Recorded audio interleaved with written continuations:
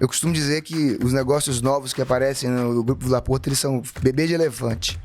Eles já nascem grandes, né? Porque a gente tem toda essa estrutura para ajudar e suportar e fazer crescer esses novos negócios que estão aparecendo.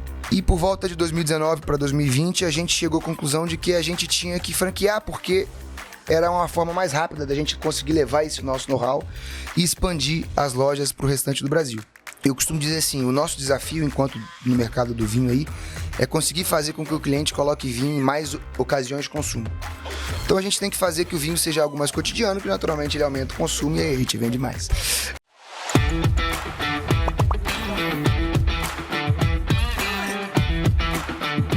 Esse podcast aqui é uma iniciativa do ecossistema Guaquira e tem patrocínio da Soluto, que é um sistema completo de gestão de redes de franquias. Bom dia, boa tarde, boa noite. Tudo bem, pessoal? Hoje a gente está aqui com uma marca super legal, uma franquia aqui muito interessante. A gente está aqui com o João Pedro. Vamos fazer as boas-vindas aqui, né, Bianca? Fala um pouco aí. Eu sou sócio da Guaquira, meu nome é Naka, desculpem. Agora a gente vai falar com a Bianca. Fala aí, Bi. Meu nome é Bianca, eu sou sócia na Guaquira também, fico responsável aí pela vertente de arquitetura, que é a G-Design, e queria dar as boas-vindas aqui, João Pedro, e começar, né, com você contando um pouquinho para nós da história da Ville du Vin, como surgiu, o que tem por trás. Bom, pessoal, primeiro dizer que é um prazer enorme estar aqui, podendo falar com vocês e com todo mundo que nos assiste. Muito obrigado aí pelo convite, é um prazer para a gente poder estar presente aqui. Bom, a Ville du Vin é uma das empresas de um grupo maior que se chama Grupo Vila Porto. É um grupo que foi fundado em 2003, então a gente faz esse ano 22 anos. E o nosso grupo ele surgiu como uma trading. Então o nosso início, a nossa história, ela começa como uma trading e aí uma trading e uma consultoria aduaneira. Então aí estão duas das nossas empresas, que uma é a Vila Porto International Business e outra é a Oficina de Negócios. Uhum. Nós iniciamos nossas operações no Espírito Santo. Legal. Na época o Espírito Santo tinha um benefício fiscal muito interessante para importar por lá, iniciamos por lá. E a partir daí, com o passar dos anos, nós viemos desenvolvendo outros negócios e percebendo a necessidade de termos outros ramos de negócio. Uhum. Então logo depois, ali por volta de 2005, nós iniciamos também a parte de armazenagem. Antes era algo mais para atender os clientes de importação. Importação de qualquer tipo de produto. Qualquer tipo de produto, isso. Exatamente, né? Não somente vinho. Não somente vinho. A gente importa como serviço qualquer tipo de produto que os nossos clientes queiram e nos contratem para isso. A parte de vinho, que é o filho mais novo aí da família, eu vou chegar lá, ela é uma parte, é um dos nossos clientes. Nós temos um grande cliente de importação de vinho, que é a Conte Toro, que é a maior vinícola do mundo, mas ela é um dos nossos clientes de importação. Importamos aeronaves, importamos vinho, importamos tecido também. Vários produtos. Vários diversos produtos. A partir daí, como eu falei, a gente criou as empresas de armazém. Esse negócio também evoluiu. Hoje nós temos armazéns. São 3 armazéns, 3 CDs no Espírito Santo, que é o nosso principal porto de operação. A gente tem um armazém em Santa Catarina, a gente tem armazém em São Paulo, Minas Gerais e Pernambuco. Então a gente está espalhado aí por todo o Brasil para poder garantir uma eficiência logística para os nossos clientes de uma forma integrada e global. E esses CDs também atendem a todo esse portfólio de produtos, ou ele está centralizado mais em vinhos? Esses CDs eles vão operar como um operador logístico de qualquer coisa. De qualquer coisa. Então vamos dizer que a nossa franqueadora veja a necessidade de operar o CD de Pernambuco com vinhos. O CD de Pernambuco ele está preparado para operar com vinhos. Perfeito. Então a gente segrega as empresas dentro do grupo, sendo que cada um é completo dentro de si, ou seja, cada empresa pode operar qualquer tipo de produto, com exceção das empresas que vendem vinhos, que aí de fato elas vão vender só vinhos. Então, além da empresa de armazém, a gente também tem uma transportadora, a gente tem frota própria de caminhão, frota própria de carro. Hoje a gente faz entregas, a gente faz toda a entrega e armazenagem da Conte Toro no Brasil, da VCT Brasil. A gente está falando aí de um volume de 35 milhões de garrafas por ano. Uau! Exato, é É bastante. muito vinho. Exato. Imagina o estoque disso. Exato, a gente hoje mantém um estoque deles de cerca de 7 milhões de garrafas. Nossa, distribuído entre todos esses CDs. Isso, distribuído em todos esses CDs. E também fazemos todas as entregas deles passam pela gente. Entregas aos clientes deles. Aí os clientes deles fazem as entregas pro... No ponto de venda. Exato. E também temos uma operação portuária. Hoje nós somos proprietários, arrendatários, né, de uma parte do Porto de Vitória, uma parte do Porto ali no Espírito Santo, que é uma operação mais nova. Operamos muito cevada, café, etc. E temos também, aí eu acho que é a parte que mais interessa, as operações de vinho, que aí eu particularmente toco. Temos uma distribuidora que foca aí no B2B. A gente tem hoje presença nacional, mas com foco em Sudeste. E também temos a franqueadora, que aí sim é o negócio mais jovem aí do grupo, mas eu costumo dizer que os negócios novos que aparecem no Grupo Vila Porto, eles são bebê de elefante. Eles já nascem grandes, né? Porque a gente tem toda essa estrutura para ajudar e suportar e fazer crescer esses novos negócios que estão aparecendo. Então, essa é a nossa estrutura aí atual. Puxa, interessante, hein? Baita estrutura, né, Bianca? Com certeza. E depois, como você falou, 22 anos de estrutura do Grupo Vila Porto. Quando que nasce a Vila do Van? Assim, quando você fala que é um projeto embrionário e tal, como é que surgiu isso dentro da companhia? E quando que vocês tomaram o passo, exatamente, de transformar isso numa franquia? Bom, a Vila do Van, na verdade, ela deve ser... A criação das lojas deve ser contemporânea ali ao grupo, né? Então, na verdade, um pouco mais jovem, ele tá falando de 2006, 2007. Porém, não eram nossas. As duas lojas, elas iniciaram como lojas próprias em São Paulo. Então, são lojas que têm uma história grande, uma marca forte aqui em São Paulo. Só para posicionar a galera aí, quais são os bairros de São Paulo que você está citando que essas operações nasceram? Elas nasceram no Itaim, nasceram, na verdade, em Alphaville, Tá. e depois também uma operação no Itaim. Tá. Então, 2 centros ali financeiros da cidade, né? Muito sólidos, né? Exato. Parrudos. E modelos um pouco diferentes, né? Eu tive a oportunidade de visitar. A gente tem uma operação maior de rua, Sim. né? E a outra é no shopping. Né? Exato. Alphaville, na verdade, ela tinha uma no shopping e uma de rua também. Mas a gente, na época de pandemia, fechamos uma e deixamos só a... Que interessante, uma loja de vinhos em shopping. Olha que case legal, né? Exato. E é curioso, porque é uma loja que tem um perfil um pouco diferente Do Itaim. do Itaim, que é uma loja que, por exemplo, que ela tem um percentual de venda presencial maior.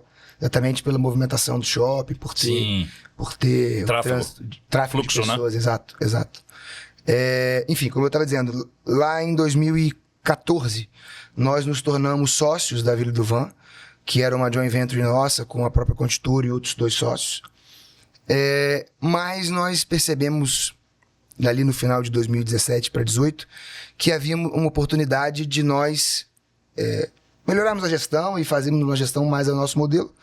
Então, nós adquirimos a parte desses outros sócios e, a partir daí, começamos a tocar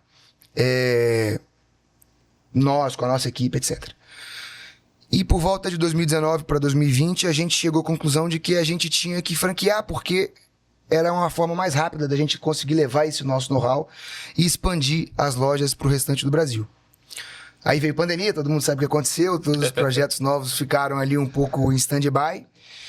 E no final do ano passado e agora esse ano, a gente está com um foco grande, de fato, em expansão de lojas, aumentar a nossa presença nacional e tá aí presente na maior quantidade de lugares no Brasil que a gente conseguir. Legal.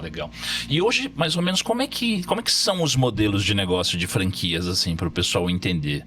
Existe um modelo mais compacto? Existe um modelo maior ou mediano? Como é que funcionam os modelos de franquias? A gente dividiu em 3 modelos, né? Legal. Então, um modelo que está uma faixa de venda anual de 1,5 milhão por aí, que ele gira também no investimento inicial de 350 mil, 400 mil, algo nessa faixa. Tá.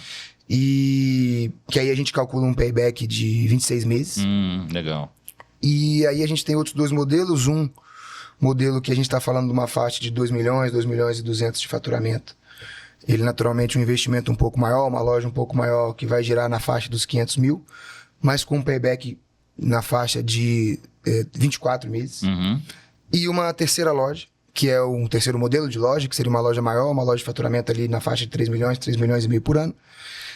com um investimento de 700 a 750 mil e com um payback de 22 meses. Esses são os nossos 3 modelos. Até curioso, porque a nossa loja de Itaim, ela talvez seja um modelo ainda maior, né? Quase que uma flagship, Exato, né? eu acho Uma que... loja mais conceito. Exato. Né? Até contando um pouquinho, a loja de vocês é dividida em 2 frentes, né? Você tem uma Sim. entrada de loja e você tem inclusive um restaurante, um bistrô na parte do fundo, né? Assim, específico, né? Isso, a gente tem um bistrô e a gente usa o bistrô na parte do almoço e para eventos também, em outros momentos do dia, etc. Mas aí é de fato uma loja, a gente gosta de falar assim, a Joia da Coroa, assim, a loja que ela é uma loja conceito, uma loja que talvez ela não com certeza não serve para todos os lugares, em todas as capitais, sim, pelo é uma tamanho. loja muito grande. Exato, mas é uma loja que serve para... Ela tem todas as opções que a gente entende que é possível ali como franquia dentro do nosso ecossistema. Inclusive, super recomendo, né? Especialmente quem é de São Paulo, dá uma passadinha lá, porque é realmente uma experiência muito diferenciada de jornada dentro da loja, de imersão dentro da marca, de conhecer todos os rótulos. Então, é uma experiência muito legal mesmo de loja que a Vila do Van oferece nessa unidade. Eu acho que é exato. E a gente conseguiu, na loja do Itaim, juntar muito bem a parte de venda, que é a nossa melhor loja hoje em relação a faturamento, mas ela tem uma parte de eventos muito bacana, ela tem uma parte de bistrô muito bacana. Então a gente criou ali naquela loja, junto com a nossa franqueada, um ecossistema ali dentro que nos permite sempre estar ou divulgando nossa marca ou vendendo vinho de alguma forma. Então é um case de sucesso que a gente tem muito orgulho aí de ter conseguido construir. Legal. Legal.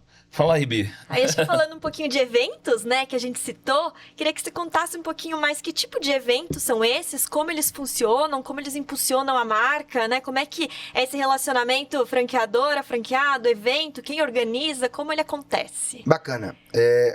Acho que o vinho, né, é um produto que ele tá muito vinculado a momentos de lazer, assim. Então a gente precisa, eu acho que a palavra do momento é experiência, né? A gente precisa gerar essas experiências no cliente. Eu costumo dizer assim, o nosso desafio enquanto no mercado do vinho aí é conseguir fazer com que o cliente coloque vinho em mais ocasiões de consumo. Então a gente tem que fazer que o vinho seja algo mais cotidiano, que naturalmente ele aumenta o consumo e aí a gente vende mais.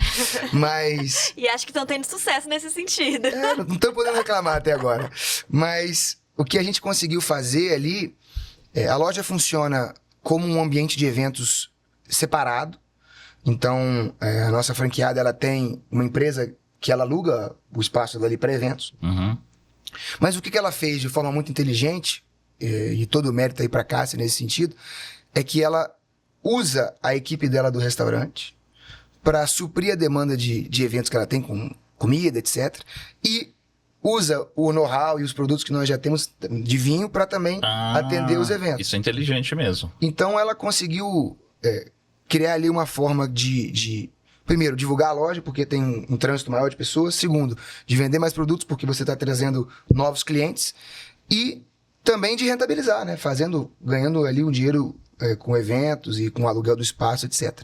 E o que a gente também costuma muito fazer é o que a gente chama dos eventos harmonizados, né? Então, seja wine dinner, seja feiras, seja esse tipo de evento que faça com que o cliente venha até a loja, conheça a loja, e a partir daí a gente entende que há uma probabilidade maior dele se tornar um cliente, né? Desse prospect se tornar um cliente.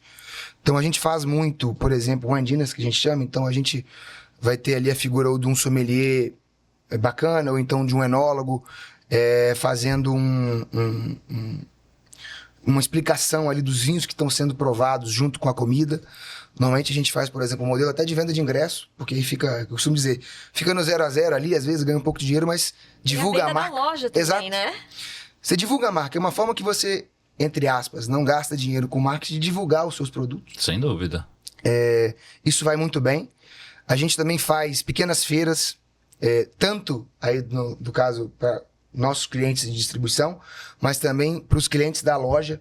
Pequenas feiras de vinho.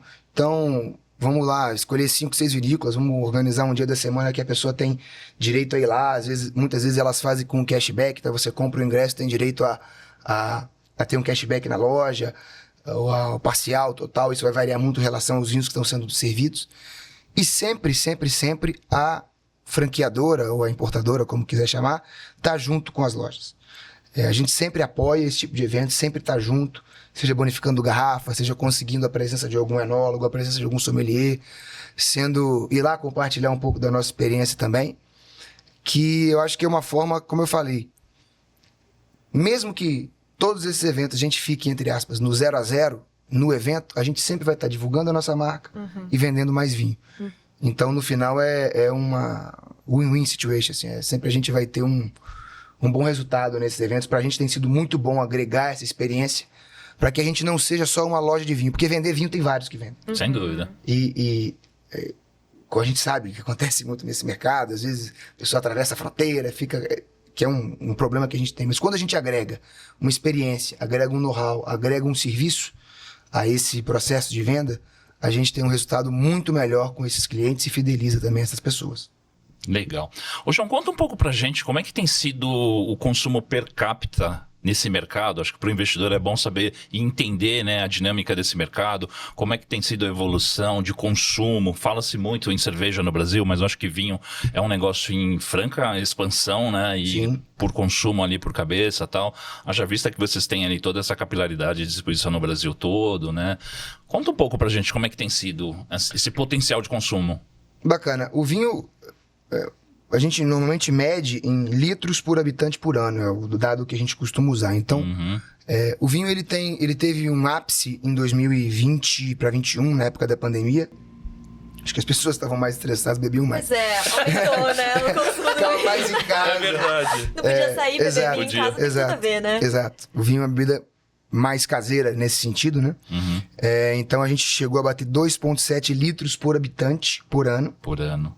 Em 2023, a gente tem uma queda por dois motivos. Eu acho que com a abertura ali do lockdown, as pessoas voltaram para as atividades normais. Tem uma questão muito de saúde ali que ficou muito em voga, mas principalmente por conta da questão da guerra, das pressões inflacionárias na Europa, por conta de guerra, por conta de pandemia, etc. Subiu muito o preço dos produtos. Mas em 2024 a gente recuperou esse consumo de 2,7. Então, a gente recupera o consumo da nossa máxima histórica e a curva para 25 é uma curva de crescimento. A gente espera atingir ali os 3 litros por habitante. Óbvio que ainda está muito longe da cerveja, que são 65 litros por habitante por ano. Mas como eu falei, assim, eu não vejo a cerveja, por exemplo, como um competidor. Eu acho que a gente tem que usar desse exemplo e conseguir colocar o vinho em mais momentos de consumo. São momentos diferentes, Sim. né?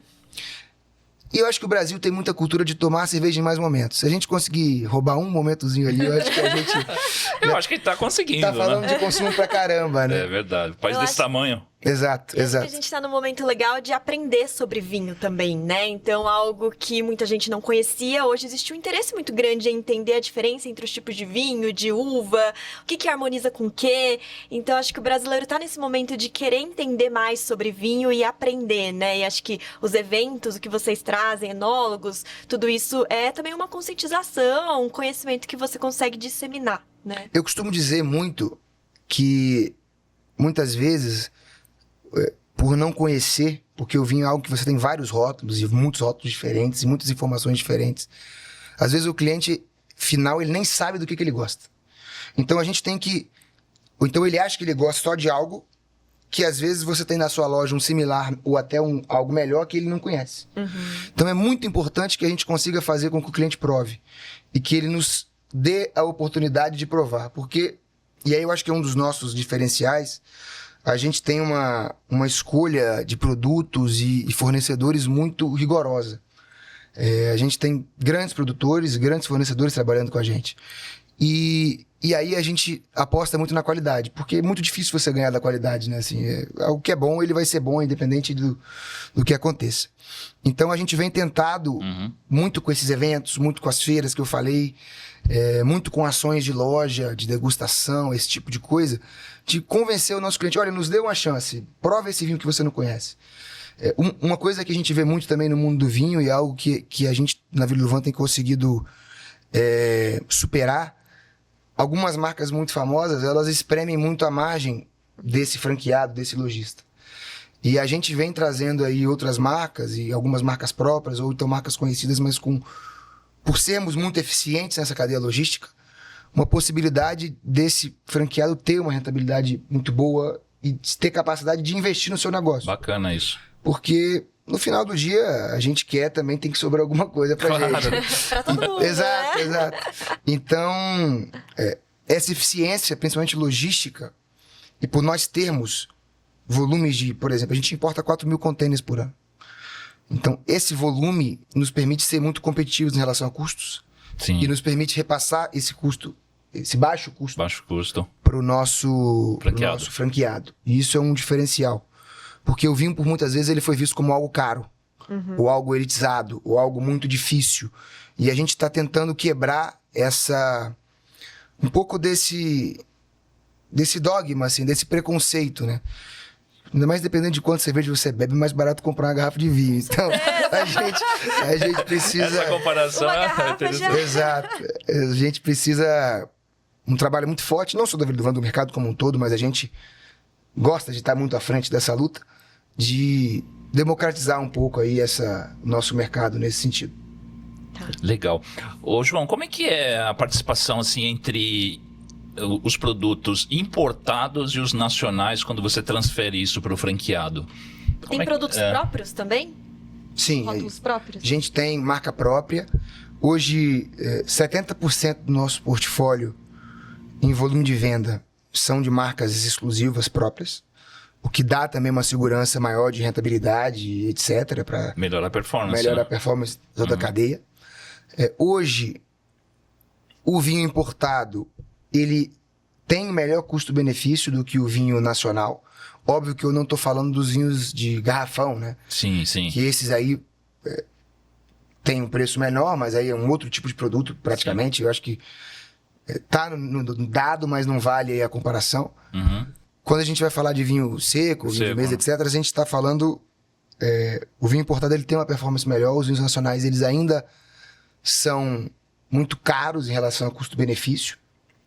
Hoje, o nosso portfólio é 99,9999% de produtos importados. Tá. Até mesmo porque a gente entende que, muitas vezes, o produto nacional a gente acaba competindo com ele em algum momento, com o próprio indústria. Porque ele está no Brasil, ele abre um e-commerce, aí ele vende para o consumidor final, que é o seu cliente, mais barato do que para você. Então, fica complexo nesse sentido. Uhum. Então, Aí não dá margem pro franqueado, né? às vezes não dá nem a venda. Nem pra vocês. Imagina que você vai comprar um produto por 50, sendo que no site do própria indústria está a 30. Quem vai fazer isso? Exato. Então, é uma dificuldade que nós temos. Então, a gente optou por um produto que tem uma barreira de entrada maior, que é o produto importado. Hoje, como eu falei, 70% dos nossos produtos ali em relação ao faturamento são marcas próprias. E o que não é, nós temos volumes grandes o suficiente para sermos muito competitivos. Então, vou dar um exemplo aqui para vocês. A Almaviva, acho que é uma marca que o pessoal do mundo do vinho aí conhece bem, um vinho famoso do Chile. Nós somos o maior importador de Almaviva do Brasil, para o Brasil. Nós importamos, se não me engano, quase o dobro do segundo colocado. Vic, que é uma marca que o pessoal conhece muito. Nós somos o segundo maior importador de Vic para o Brasil. Então, isso nos dá também uma capacidade de ser competitivo em relação a preços em marcas que são conhecidas. Uhum. Então, nos permite ter uma rentabilidade, rentabilizar melhor o nosso franqueado, etc. Legal. Legal. E como é que vocês veem o perfil desse franqueado? Eu preciso ser uma pessoa que gosta de vinho, que entende de vinho, ou não? Como é que funciona treinamento, né? Esse novo franqueado, ele é treinado para entender né? Suporte. Queria ouvir um pouquinho. Bom, eu acho que é importante... Acho que gostar, pelo menos, do negócio, assim, como um todo, né? Gostar de vinho, Ter o né? fit, né? Exato. Sei lá, se a pessoa não... eu não bebo nada, eu acho que é um pouco mais difícil a pessoa entender. Exato. Mas a gente tem essa equipe de suporte, a gente entende que o trabalho de passar o know-how é nosso, né? Então, nós temos que ter esse serviço de agregar, de passar know-how para esse franqueado. Importante dizer que, por mais que nós, enquanto... donos da nossa franqueadora, é um negócio de mais jovem, nem tão jovem, mas já tem seus 9 anos, mas as nossas franqueadas hoje, elas fazem parte da vida do Van como vendedoras, depois como gerentes e depois hoje como franqueadas, desde o início da operação. Então são pessoas que têm muito know-how, a gente pegou também muito know-how com elas. A gente tem essa equipe de suporte e acreditamos estarmos assim preparados para passar para o franqueado o que ele precisa saber para não se machucar tanto quanto a gente. Eu acho que o nosso trabalho nesses 10 anos aí foi se machucar bastante, aprender a errar bastante para poder aprender bastante, e agora a gente entende que está pronto para passar esse conhecimento aí para o franqueado de uma forma menos traumática. E embora vocês já tenham muito tempo de estrada, né? Eu imagino que estão pisando agora no acelerador da expansão de uns tempos para cá, né? Hoje vocês têm quantas franquias dentro da rede? Como é que vocês estão olhando o plano de expansão para os próximos anos? Como é que está isso dentro da franqueadora? Bacana. Hoje a gente tem 3 lojas, né? Dentro do ecossistema. A gente tem, como eu falei, a loja no Itaim, a loja em Alphaville e temos uma loja em Teresina. A gente também já tem negociações aí rolando. Sim. E tal, aí vocês sabem melhor do que eu, mas a gente tem algumas coisas já avançando. A gente também tem um canal de consumidor final próprio no Espírito Santo, mas que a gente entende que a gente tem que passar também esse canal para uma franquia. A nossa ideia era ter de 40 a 50 lojas no Brasil. Tá. Mas a gente vem percebendo que talvez haja espaço para crescer mais. Para crescer mais do que isso. Como a gente falou mais cedo, talvez não tantas lojas tão grandes como a loja do Itaim, mas tem espaço, né? E muitas vezes essa capilaridade que a franquia nos dá, ela nos permite atacar e atingir lugares que só tendo um operador, um franqueado, uma loja próxima vai conseguir. E o tamanho do Brasil quase nos obriga a fazer isso, né?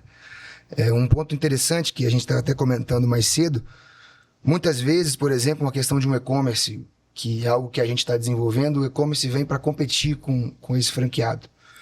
A gente está, nesse momento, também desenvolvendo um projeto de e-commerce que ele vem para agregar.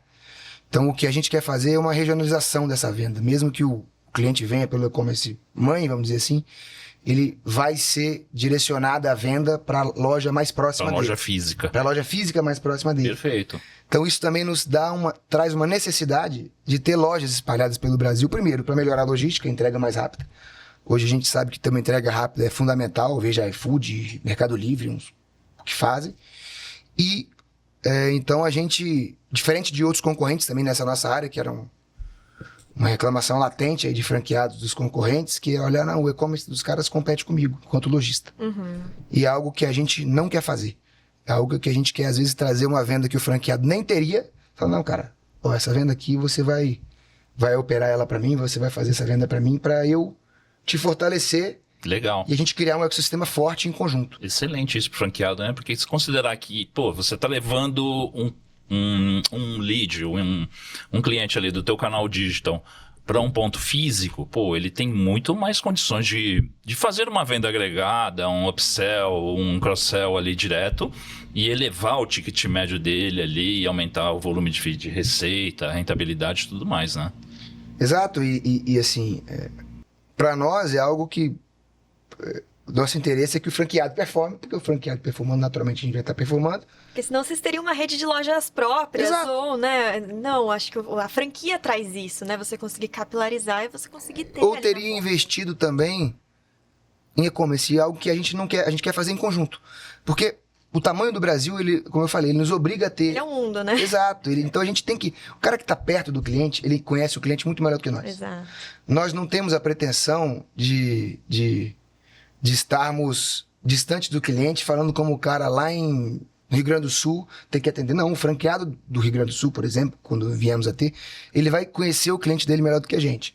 Então a gente quer ajudá-lo, levando venda para ele, para que ele nos ajude fechando essa venda e comprando mais e fomentando aí o nosso negócio como um todo. Legal. E a gente tá no momento do varejo que a gente fala muito da compra local, né? Você quer muitas vezes comprar aquela pessoa que você conhece, você passa ali todo dia, você pede ajuda, toda semana você passa lá e você fala, eu vou jantar tal coisa, o que você acha que eu posso levar de vinho pra beber? O que harmoniza com o meu peixe, com a minha carne? E muitas vezes, né, a gente volta para aquele mercado bairrista, né? Que as pessoas se conhecem, que as pessoas se comunicam. E aí você ter pontos físicos que tem esse regionalismo, que traz características desse ponto local, da região local, é muito rico, né, como experiência para esse cliente. Eu acho que sim, como eu falei, exatamente essa questão do regionalismo, do bairrismo, chamemos como a gente quiser, mas assim, eu não tenho...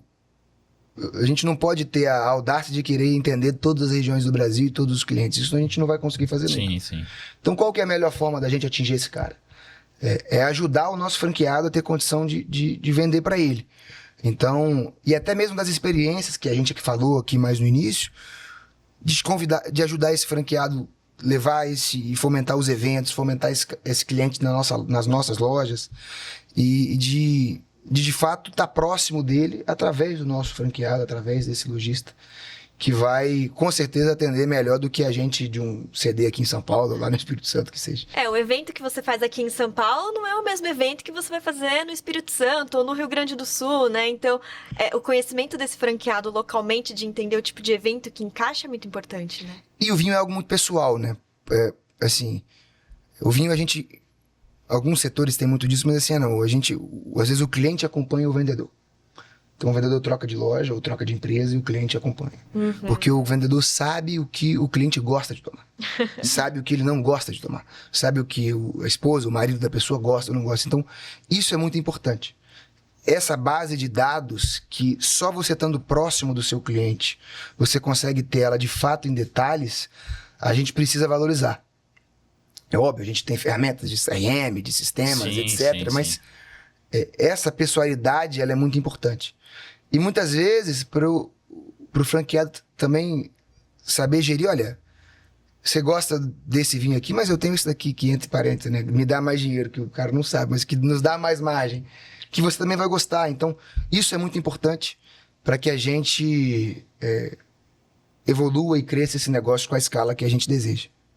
E por mais que, indo nessa tua fala, né, de conhecer a comunidade local, a Bianca também tocou nesse ponto que é bem importante, né, do comportamento do consumidor. A gente acabou de voltar de Nova York, aí a gente tem essas analogias, sabe, dos e-commerces globais versus a loja física. E aqui a gente está falando muito, né, da loja física, de franquias e como entender essas particularidades de cada comunidade ali. A gente acabou de fazer um episódio agora há pouco aqui de uma lavanderia e tal.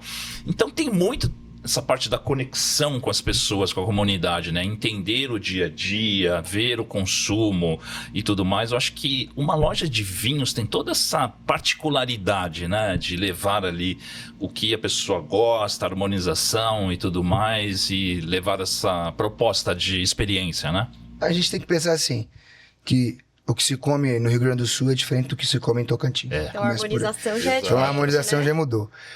Segundo, nós temos 500 rótulos. São 7 países, 500 rótulos, 35 fornecedores diferentes. Também não adianta eu achar que o mesmo vinho que se toma, usando os exemplos aí do Rio Grande do Sul, vai ser o mesmo que se toma no Tocantins.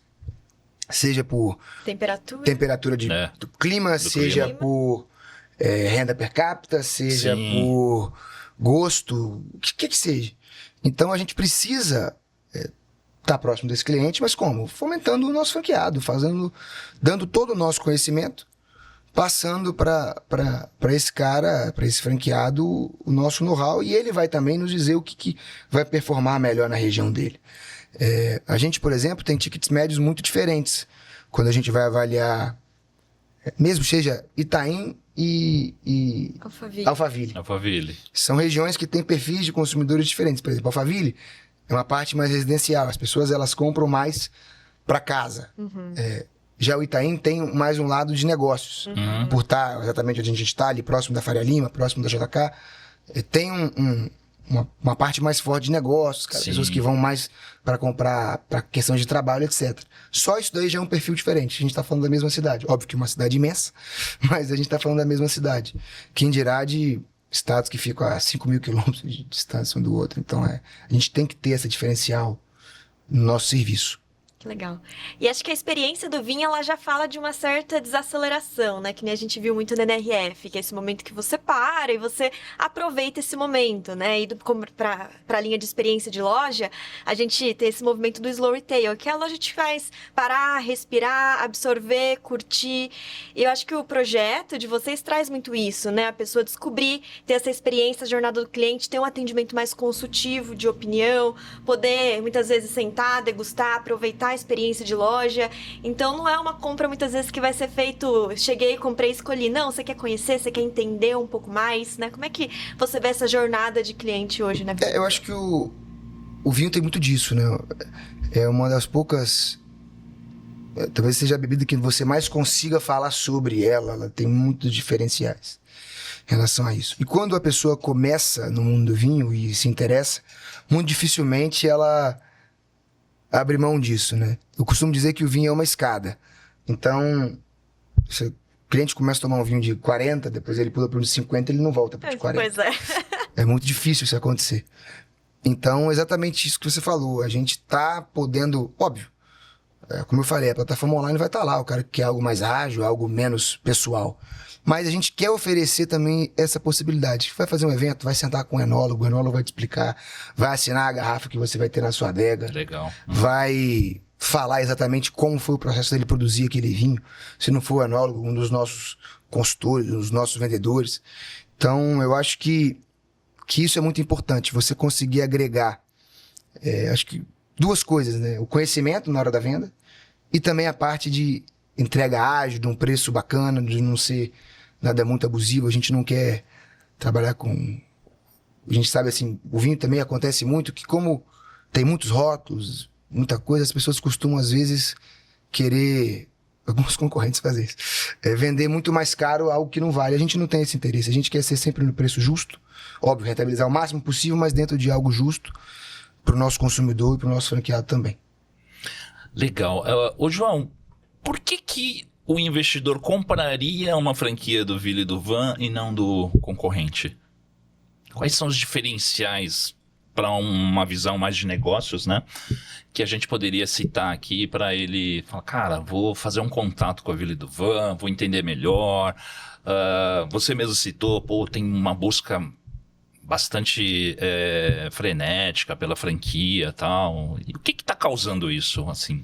Eu acho que tudo começa no produto. Eu acho que a gente tem um mix muito bom. A gente balanceia muito um mix onde o franqueado... Uma parte do mix, 30%, onde o franqueado vai ter uma procura muito grande, vinhos mais conhecidos, mas também com uma qualidade muito grande nas nossas marcas próprias, o que permite ele ter um balanceamento ali que fica muito rentável para o nosso franqueado. As nossas experiências com as nossas lojistas foram de resultados muito positivos em relação à rentabilidade. Então a gente está falando de uma rentabilidade de 15% a 20%, acho que é algo... interessante para qualquer varejo, né, que a gente está falando de uma venda para o consumidor final no Brasil, é um dado interessante. Eu acredito muito que a nossa plataforma de e-commerce vai conseguir potencializar muito esse franqueado, porque vai trazer, às vezes, um cliente que não está tão próximo dele ou que ele ainda não atingiu para dentro da loja dele, para dentro da cartela de clientes dele.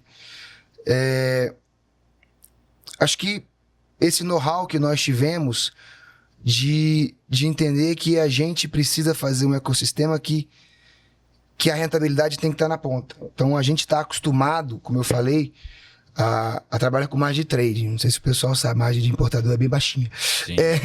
Então, a gente consegue ser muito competitivo e muito eficiente nesse sentido. Né?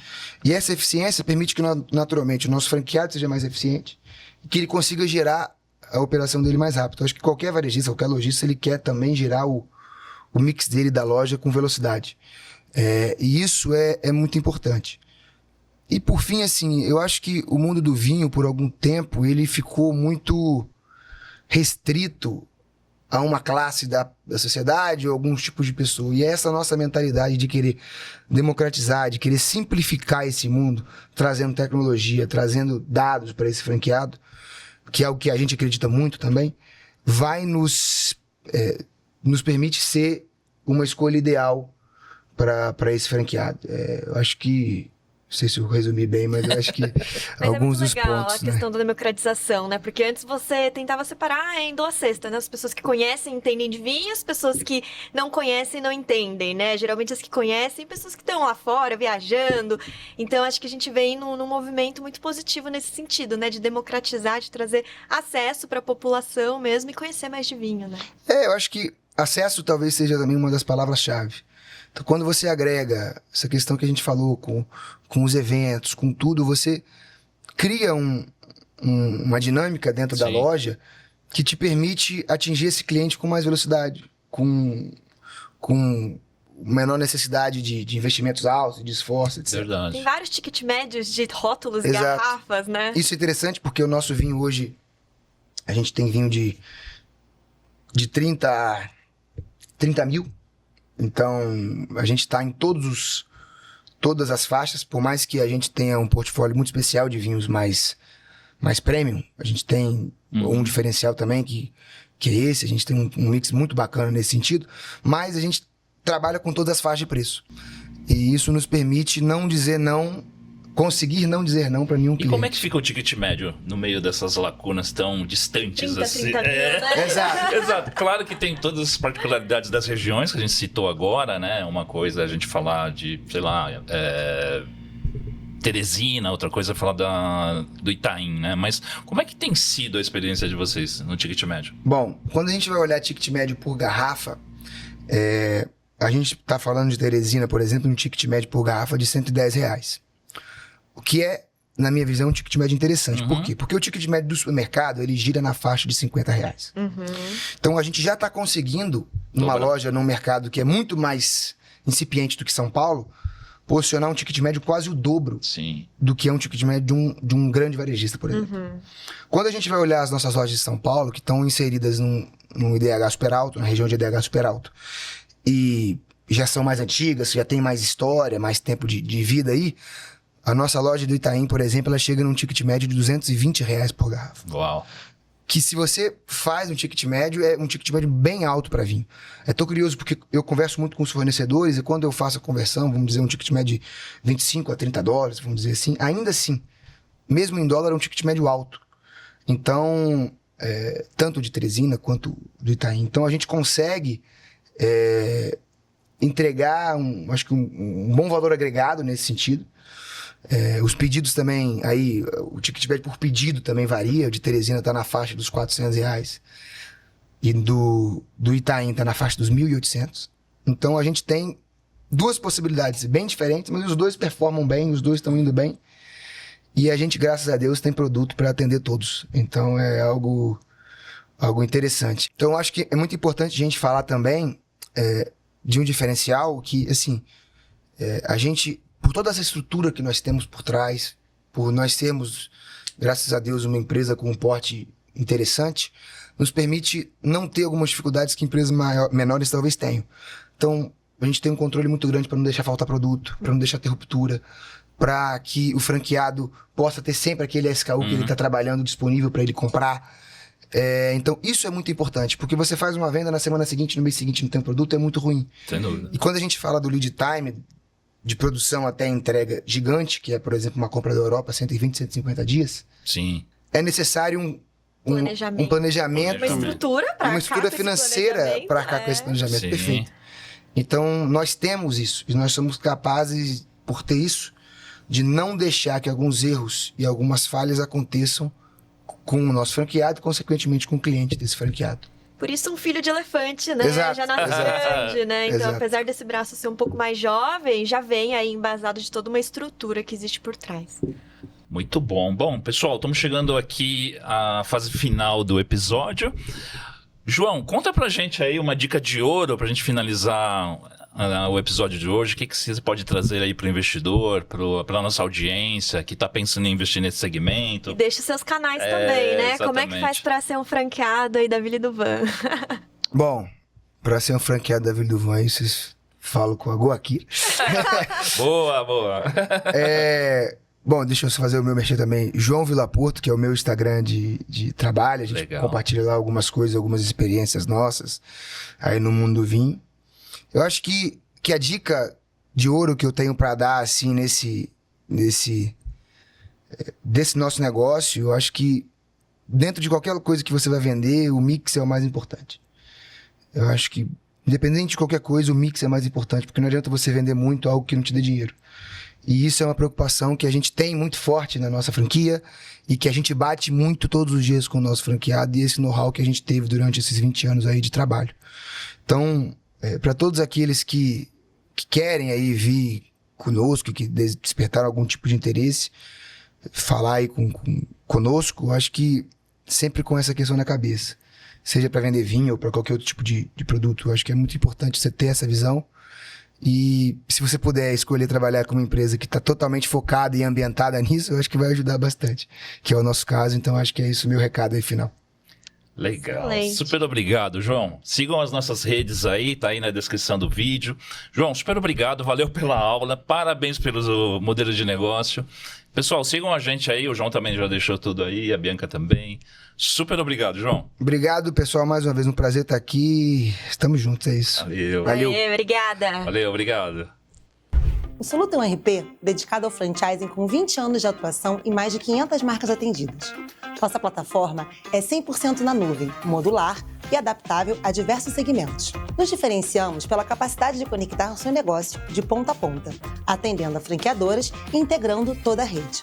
Oferecemos soluções para todas as fases e tamanhos de operação, acompanhando o crescimento e as novas necessidades da sua rede. Para redes em expansão, centralizamos o trabalho do time de expansão, integrando a plataforma aos principais portais de franquia.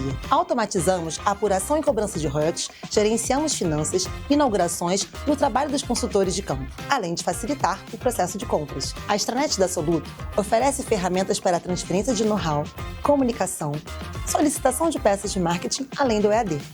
Como associados da BF há 18 anos, reforçamos o compromisso com o franchising ético. Fique à vontade para entrar em contato conosco e conhecer um pouco mais de nossas soluções para você. Eu falava, vambora, gente, entra no site logo, bora comprar. Tá perdendo tempo. Não posso falar isso. Vou falar o quê? Mas gente, vambora vender.